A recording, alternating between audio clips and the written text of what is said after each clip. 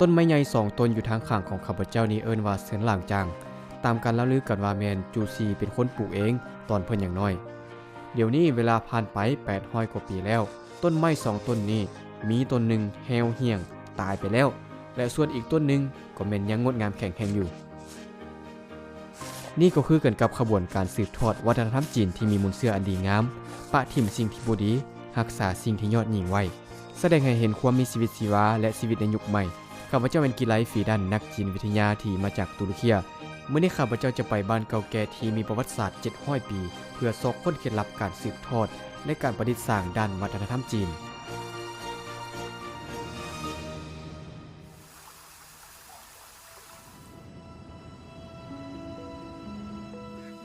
นี่แมนบ้านกุ้ยเฟิงเมืองโยซีชาวบ้านส่วนหลายมีนามสกุลไส้มื้อนี้ข้าพเจ้าได้พบกับนางจางยุ่ยซิงลูกไผ่ของตระกูลไส้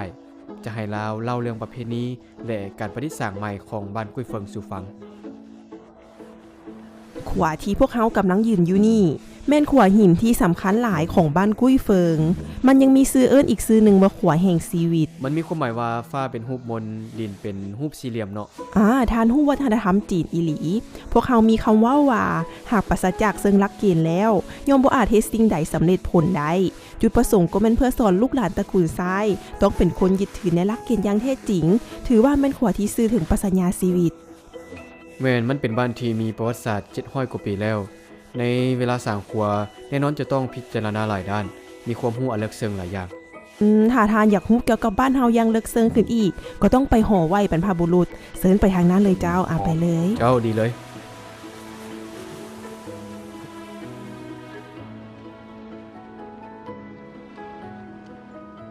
ชื่อเสียงแห่งตระกูลใจไปไกลดังสายน้ำล้านที่ไหลลิ้นบุญคุณสีสานยังอยู่ในใจลูกหลานจากหุ่นสู่หุ่นน้ำล้านแม่นห้วยมู่ล้านเมืองเซียนอยู่นครผู่เทียนเป็นแม่น้ำสายเลือดใหญ่ของตระกูลบ่งบอกถึงการสืบทอดเชื้อสายส่วนคำว่าบุญคุณสีสานยังคงตราตรึงในใจลูกหลานจากรุ่นสู่รุ่นสีสานเป็นชื่อของทานไส้หยวนติงลูกศิษย์รุ่นทำอิฐของจูซีประโยคนี้ได้เว้าถึงการสืบทอดวัฒนธรรมของพวกเฮามาเบิงเฮือนนี้ปีนึงจะเปิดเทื่อเดียวเท่านั้นในมื้อแฮม8ค่ำเดือน12พวกเราจะจัดกิจกรรมวางแสดงวงสานุกรมวงสานุกรมในรอบ700ปีผ่านมาอยู่นี่หมดบ่แม่นแล้วหัวหน้าตระกูลจะเอาวงสานุกรม120เล่มของพวกเรามาให้อ่านลูกหลานก็จะกลับบ้านในมื้อนั้นเพื่อรับฟังคำสั่งสอนของหัวหน้าตระกูลบ้านเฮามีประวัติศาสตร์700กว่าปีแล้วแต่ยังสามารถพัฒนายังมีความเจริญรุ่งเรืองจนมาฮอดทุกมื้อส่วนหลายมันเป็นย้อนได้สืบทอดวัฒนธรรมและพวกเฮาถือความสำคัญต่อความรักเชื้อสายหลายรอง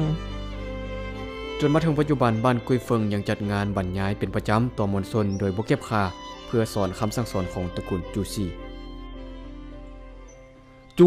ได้ประกอบส่วนอันสำคัญเข้าในปรัชญาของจื่อใหม่เพิ่นยังมีการประกอบส่วนอันใหญ่หลวงเข้าในด้านการศึกษาหาประโยคทับอิฐคำสั่งสอนของตระกูลจูซีแมนผู้ปกครองควรถนอมคือความเมตตาคุณนางควรถนอมคือความจงรักภักดีพ่อควรถนอมคือความกรุณา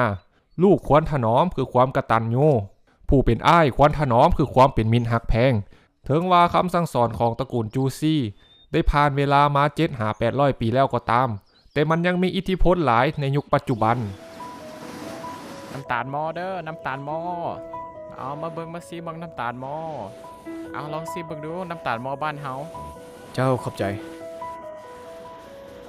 คำสั่งสอนของตระกูลจูซีมีตัวหนังสือเพียง300กว่าตัวเท่านั้นแต่ได้เว้าถึงวิธีการฝึกฝนหล่อหลอมคุณสมบัติให้แก่ตนเองและความสามัคคีในครอบครัวให้ดีครอบครัวเป็นห้องเรียนนำอิฐของทุกคนผ่านจากการเรียนรู้และสืบทอดคำสั่งสอนและแบบแผนที่ดีงามของครอบครัวคนทั้งหลายได้กลายเป็นผู้รักษาและผู้สืบทอดวัฒนธรรมจีนที่มีมูลเชื่ออันดีงาม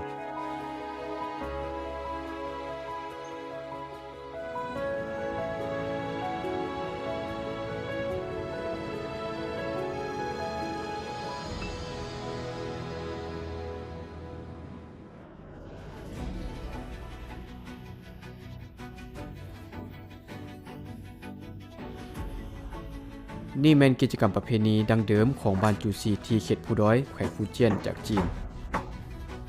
ผ่านจากกิจกรรมประชาชนจะอธิษฐานให้ฟ้าฝนอำนวย และได้ผลเก็บเกี่ยวที่อุดมสมบูรณ์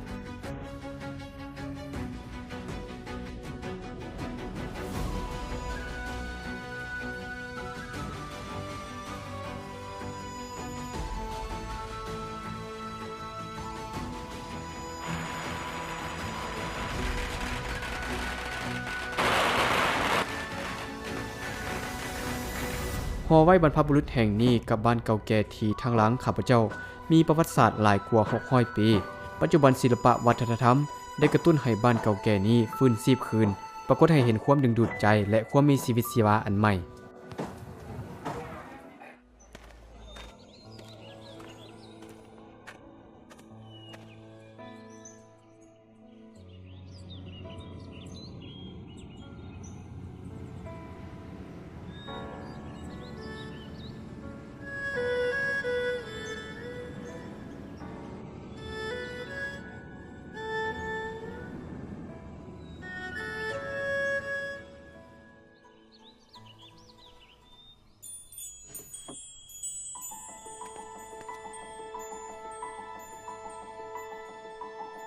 เจ้าขอบใจ เซิร์นดื่มกาแฟ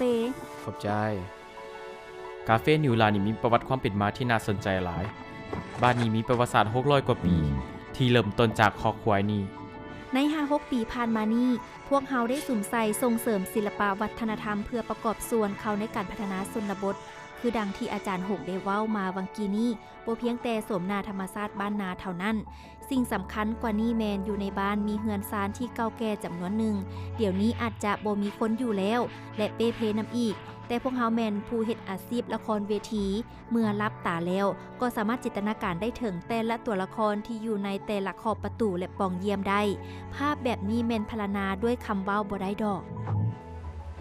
ดังนั้นพวกเขาจะสามารถแสดงให้คนทั้งหลายได้เห็นสิ่งแวดล้อมธรรมชาติและสิ่งก่อสร้างและสมนาแบบดั้งเดิมนี้บ่ บ้านดั้งเดิมที่ดีแบบนี้ ถ้าว่าบ่มีการพัฒนาและนำใส่เพิ่มเติมก็อาจจะสูญหายไป ฉะนั้นพวกเขาได้พิจารณากับองค์การปกครองท้องถิ่น เขาจะได้ให้การสนับสนุนด้านนโยบายหลาย เพื่อส่งเสริมให้ศิลปินสาวหนุ่มและผู้มีความรู้ความสามารถในการประดิษฐ์สร้างวัฒนธรรมเข้ามาประจำอยู่บ้านนี้ พวกเขาอยากเชิญชวนศิลปินระดับสากลจำนวนหนึ่งมาเยี่ยมยามอยู่บ้านนี้ คนทั่วโลกโดยทั่วไปแล้วต่างก็ฮู้ตัวเมืองใหญ่ของจีนแต่ผู้ที่รับรู้วัฒนธรรมของชนบทจีนนี้แม่นมีน้อยหลายนี่ก็แม่นอีกด้านหนึ่งของจีนมีความสำคัญหลายต่อจีนข้าพเจ้าเห็นว่ามันก็มีความสำคัญหลายต่อกับโลกเพราะว่ามันเป็นวัฒนธรรมของมนุษย์ แม่นละเป็นสิ่งยอดยิ่งของมวลมนุษย์เลย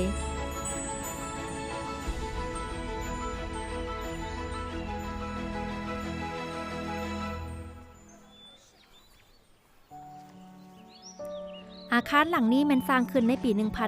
1808 สามารถเข้าเบิงได้ พวกเฮาบ่ได้เปลี่ยนแปลงโครงสร้างของมันแต่ประการใดเลย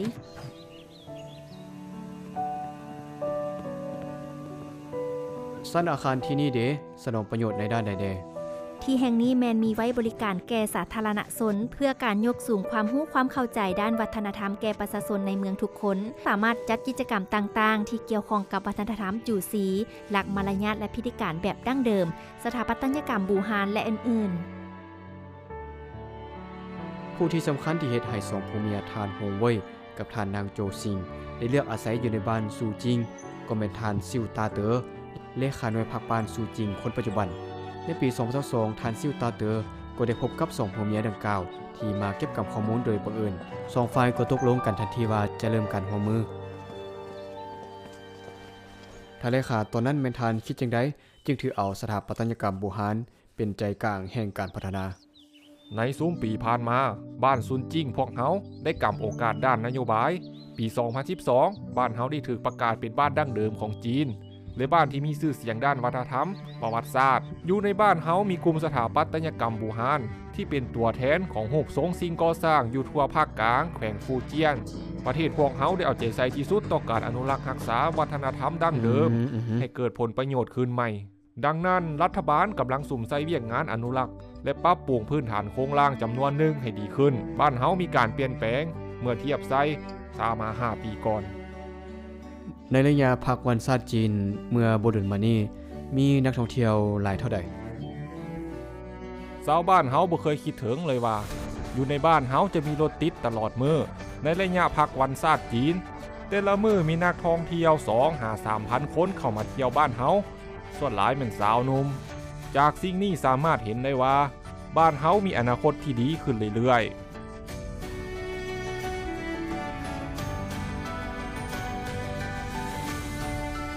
โดยผ่านจากธรรมศาสตร์ศิลปะและสถาปัตยกรรมบูฮานประสานสมทบกันเฮ็ดให้วัฒนธรรมดั้งเดิมเหล่านี้เกิดมีชีวิตชีวาขึ้นใหม่เพื่อให้วัฒนธรรมจีนที่เป็นมนต์เสื้ออันดีงามได้รับการปกปักรักษาและพัฒนาในการสืบทอดนี่อาจแม่นหนึ่งเคล็ดลับที่อารยธรรมจีนสามารถพัฒนาอย่างยาวนานและบ่มีวันสุดโทรมลง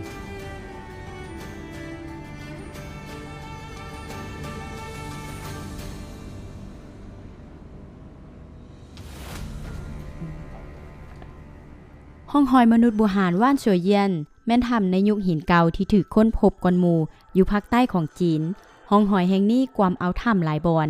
และห้องหอยวัฒนธรรมหลายประเภทการขุดค้นห้องหอยมนุษย์บูฮานว่านโซเยียนในปี 1999 ได้พิสูจน์ให้เห็นว่าประวัติศาสตร์ของฟูเจียนมีภูมิหลังยาวถึง 200,000 ปีมันบ่เพียงแต่สนองหลักฐานอันใหม่ที่ยั่งยืนว่าวัฒนธรรมก่อนประวัติศาสตร์ของฟูเจียนกับไต้หวันมีกกเง่าเดียวกันเท่านั้นและยังเป็นการประกอบส่วนอันสำคัญเข้าในเวียงงานสำรวจโบราณคดียุคหินเก่าของมวลมนุษย์น้ำอีกการปกปักรักษาวัตถุบูหานถือเป็นรากฐานและเป็นสิ่งสำคัญที่สุดมีเพียงแต่บนพื้นฐานการปกปักรักษาเท่านั้นจึงจะสามารถเว้าถึงเรื่องการค้นคว้าและการนำใช้ให้เป็นประโยชน์ได้นี่เป็นถ้ำใบเหือของว่านโซเยียนที่มีประวัติศาสตร์ 30,000-50,000 ปี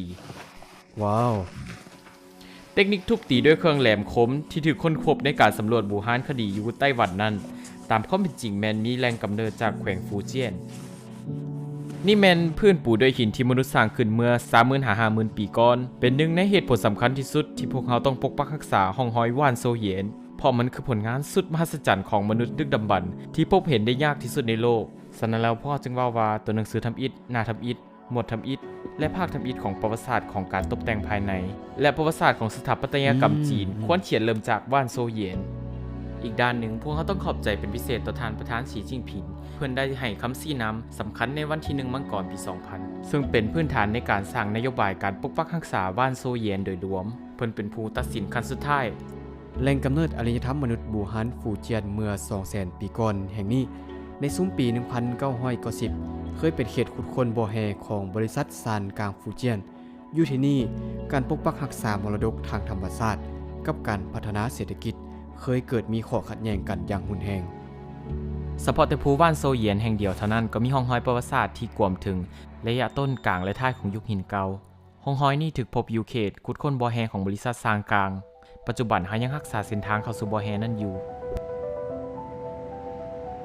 ผู้ในนี้ถูกขุดเจาะมาอย่างเรียนติดพวกเขาจะเห็นได้ว่าอยู่บ่อนี้เต็มไปด้วยหอยการขุดเจาะจนถึงขั้นนี้แล้วการที่จะเฮ็ดให้มันยังถูกรักษาไว้ได้เป็นเรื่องที่ท้าทายหลายด้านหนึ่งแม่นหอยแป้วจากการอุตสาหกรรมอีกด้านหนึ่งมันก็แม่นมรดกประวัติศาสตร์ด้านอุตสาหกรรมบริษัทซางกลางก็ยังมีน้ำใจรักษาส่วนนี้ไว้แต่หากเบิ่งจากตีนภูก็จะบ่เห็นหอยขุดเจาะเหล่านี้แม่นปัจจุบันอยู่บนพื้นฐานของบ้านโซเยียนรัฐบาลของพวกเขาได้สร้างห้องหอยบูฮานคดีแห่งชาติที่มีเนื้อที่ 81.5 เฮกตาร์ซึ่งเป็นสิ่งที่อัศจรรย์ไปเคียงคู่กับการพัฒนาของยุคสมัยและเศรษฐกิจแน่นอนว่าประเทศหนึ่งคนที่จะต้องเดินตามเส้นทางแห่งวัฒนธรรมนับแต่กองประชุมใหญ่ครั้งที่ 18 ต้นมาจีนได้เสนอให้สร้างความมั่นใจด้านวัฒนธรรมและสร้างประเทศเข้มแข็งด้านวัฒนธรรมทั่วโลกเป็นประชาคมโฮมสตากรรมการแลกเปลี่ยนและถอดถอนบทเรียนซึ่งกันและกันด้านอารยธรรมทั้งมีความสำคัญและทั้งเป็นการแสดงจิตใจที่เปิดกว้างต่อทั่วโลก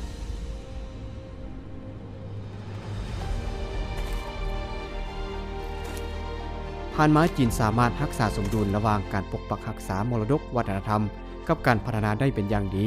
จีนนึกในใจเสมอว่าเมื่อใดที่มรดกวัฒนธรรมสูญไปแล้วก็ย่อมบ่อาจที่จะกอบกู้มาได้ดังนั้นการปกปักรักษามรดกวัฒนธรรมจึงถือเป็นสิ่งสำคัญยอดยิ่งเพราะมันบ่เป็นเพียงมรดกวัฒนธรรมของจีนแต่มันยังเป็นของมวลมนุษยชาติทุกคน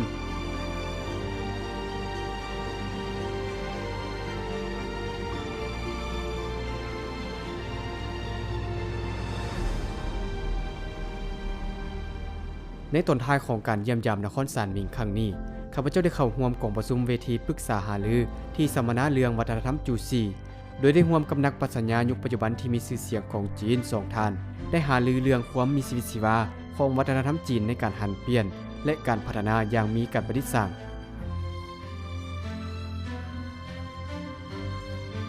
ปรัชญาคงจื้อในประวัติศาสตร์ 2,000 กว่าปีของจีนได้แบ่งเป็นหลายระยะที่1แม้นสมัยก่อนราชวงศ์ซินคือสมัยคงจื้อได้สืบทอดไปพันกว่าปีเมื่อฮอดราชวงศ์สงไต้จูซินได้กวมรวมให้เป็นระบบหนึ่งดังนั้นจูซีจึงมีสมญานามว่าคงจื้อที่2วัฒนธรรมดั้งเดิมของจีนมีผลสะท้อนต่อจีนในปัจจุบันคือแนวใดตลอดระยะ10กว่าปีที่ผ่านมาแนวคิดของท่านสีจิ้นผิงได้เน้นหนักพิเศษถึงชนชั้นจีนและวัฒนธรรมจีนเว้าถึงการฟื้นฟูความเจริญรุ่งเรืองยิ่งใหญ่ของประชาชาติจีนนี่แม่นหน้าที่รวมของประชาชนจีนในนั้นหน้าที่สำคัญด้านหนึ่งคือการพัฒนาและการฟื้นฟูความเจริญรุ่งเรืองด้านวัฒนธรรมสำคัญแม่นเฮาต้องเอาใจใส่เพื่อเสริมขยายสิ่งที่ดีเด่นของวัฒนธรรมจีนในกระบวนการหันเป็นทันสมัยลัทธิมาร์กสามารถประสบผลสำเร็จได้อยู่จีนแม้นย้อนว่าลัทธิมาร์กมีกำลังด้านอารยธรรมจีนได้สร้างลัทธิมาร์กในรูปแบบใหม่อย่างแท้จริงซึ่งเห็นให้ลัทธิมาร์กมีชีวิตด้านวัฒนธรรมจีนส่วนลัทธิมาร์กมีชีวิตด้านวัฒนธรรมจีนกับกำลังของอารยธรรมจีนประสานสมทบเข้ากันแล้วก็ย่อมสามารถสร้างสภาพการใหม่แห่งวัฒนธรรมจีนที่มีประวัติศาสตร์พันปีในอนาคตได้อย่างแน่นอน